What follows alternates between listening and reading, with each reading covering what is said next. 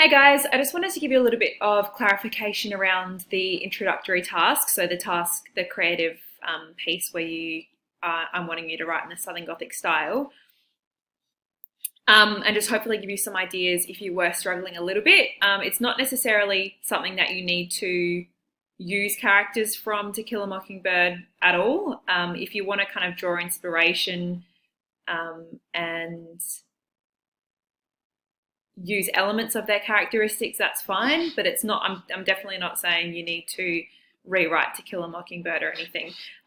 So for example, a really good, if I were to kind of approach this task, I would think about doing a narrative. I might set it in a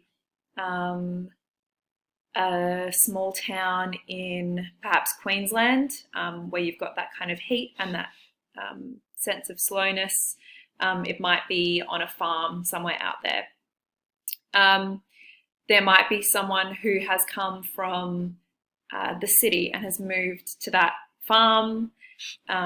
There you've got the element of the outsider being brought in. That outsider may be corrupt.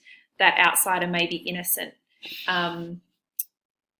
Their arrival may kind of incite fear in some of the people that live in that town. Obviously, if you're living in parts of Australia, there's going to be colloquial language that are exclusive to those parts. So if you want to do a little bit of research into colloquial language in certain areas, absolutely go for it. But yeah, that would be a good premise for a Southern Gothic style narrative. Again, if I was writing that narrative, I would maybe bring in an element of crime into that, just to kind of give it that darker edge. But yeah, that was just kind of an idea of something that you could do. If you were doing a poem, you may want to write a free verse poem around similar things. A radio play, you may have, you may want to look in, if you're not familiar with the structure of a radio play, you may want to look into that. Again, film, if you're writing a script for a film, it will be incorporating all of these elements as well. Hopefully, if you were a little unsure, that helped to kind of clear up any questions you had.